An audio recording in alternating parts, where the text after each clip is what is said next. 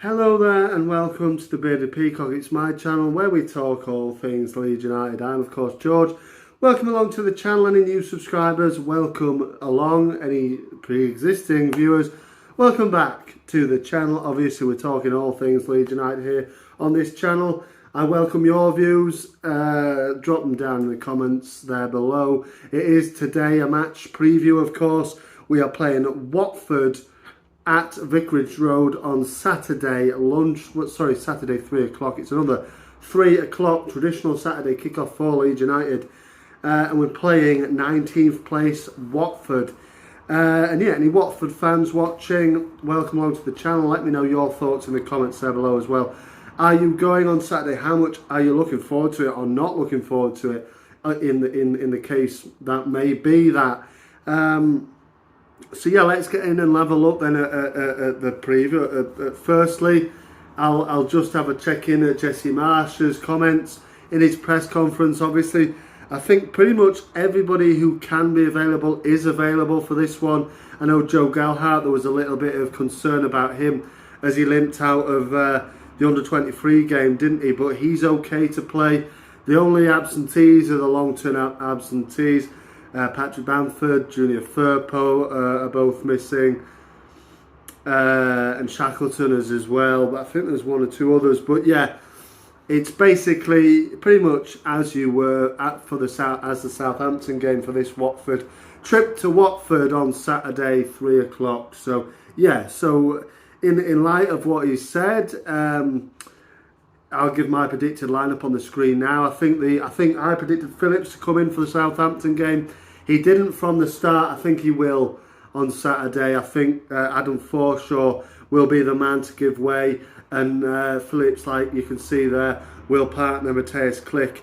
It will be a 4-2-2-2 formation, I believe, for Leeds on Saturday. The two wide man, Harrison and Rafinha. And up front will be Rodrigo and Dan James. I know a lot of fans don't agree with having Dan James up front, but that's the way it's looking like it's going to be until we find ourselves a new striker. It's got to be in the summer, hasn't it? I believe it will be. But yeah, Dan James, I believe, will continue up front with Rodrigo.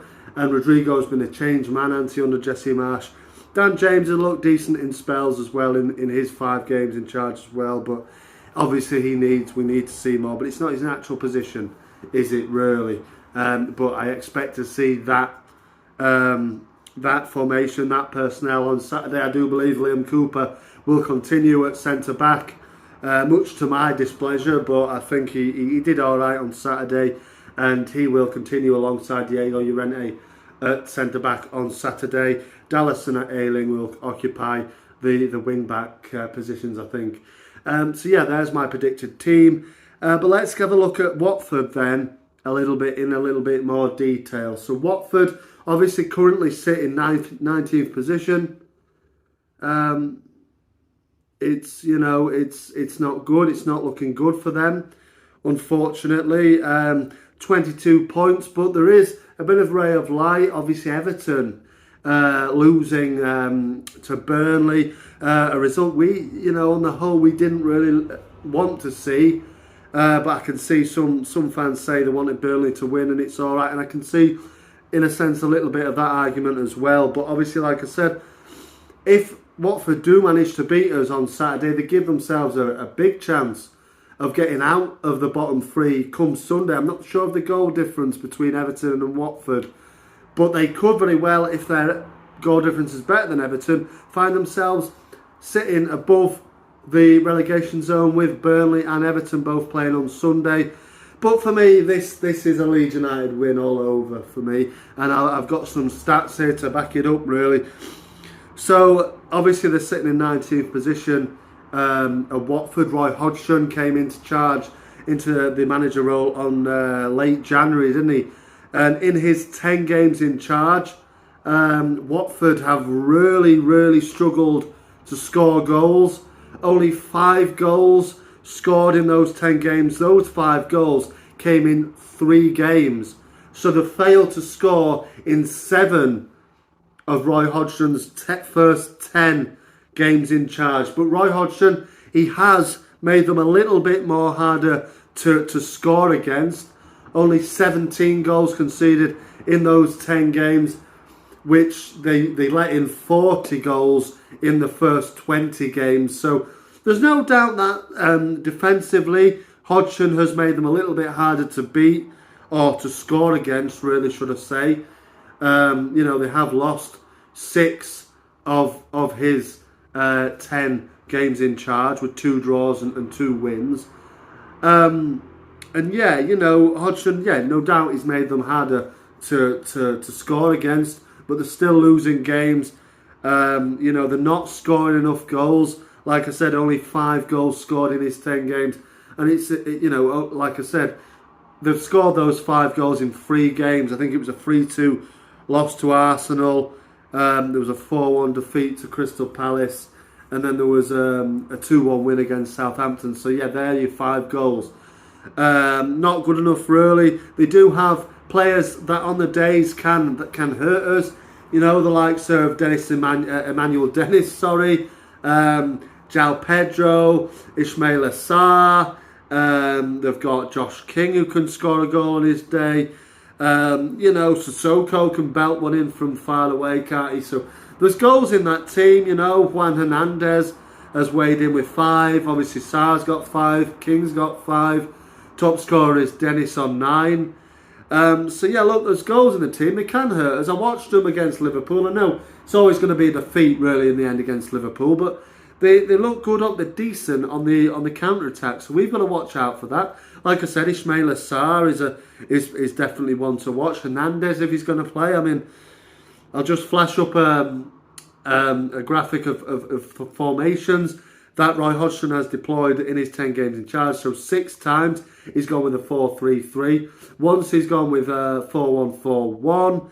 And then 3 times he's gone with a 4-4-2. When he first came into charge, he deployed a 4-4-2. But latterly he has gone with a 4-3-3. And I'll put up on the screen there my predicted starting 11 for Watford here. It is going to be a 4-3-3, I do believe.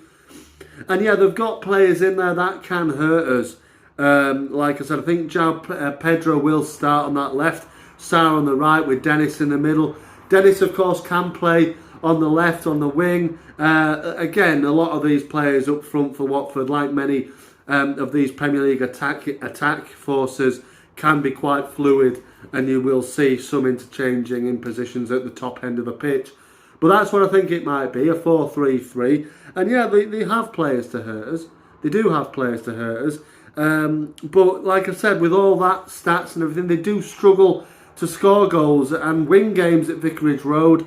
The last game they won, of course, at Vicarage Road was November. That thumping 4-1 win against Manchester United. Only one of 2 home wins this season. The other one came on the opening day of the season against Aston Villa. So, look, they're beatable, particularly at home. They have got players that can hurt us on the counter-attack. But I do believe Leeds United, in the current form and the upward trajectory of their form now, looking for 4 games unbeaten in this one and a 3rd win in those 4 games. We're looking a lot better. I do believe we're going to win this one. Like I said, I do believe it will be Rodrigo and Dan James up front, but I do think we've got players to hurt Watford. I think we'll sneak this one. I don't expect it to be high scoring. Watford, like I said, don't concede that many now under Roy Hodgson, and like we've covered there, struggle to score goals in his opening 10 games. So let's wait and see how it goes. Incidentally, it's only the 4th ever meeting between these 2 teams in the Premier League. You'd have to go back as far as October 1999 for Leeds United's last Premier League trip to Vicarage Road, which ended in a 2-1 win. Leeds United coming back from a goal down that day. Michael Bridges and Harry Kewell got the goals. Harry Kewell with the winner that day. Obviously, we've played them many times in the Championship, but these 2 teams do seem to have missed each other in the divisions. Watford have had a few spells in the Premier League in our sort of 16-year absence. So we've obviously, like I said, very rarely played them in the Premier League. Obviously, last time we played them was our first win of this season in October of last year. Diego Llorente scored the only goal. He reacted quickly to a loose ball from a corner kick, lashed it in, and we won the game 1-0. But by all accounts, we were the much better team on that day and probably should have had more than just the one. It ended in a 1-0 win. Like I said, our first win of the 21-22 season. Let's hope for another win, and will it be our 8th win of the season? This still not good enough, but we need a win. We need the points now, because like I said, Burnley winning just has, you look over your shoulder and you think, oh, could have done with a draw early, couldn't we, in that one? But we can't. It's in our hands. Watford on Saturday. It's a favourable game for Leeds United. Is this one?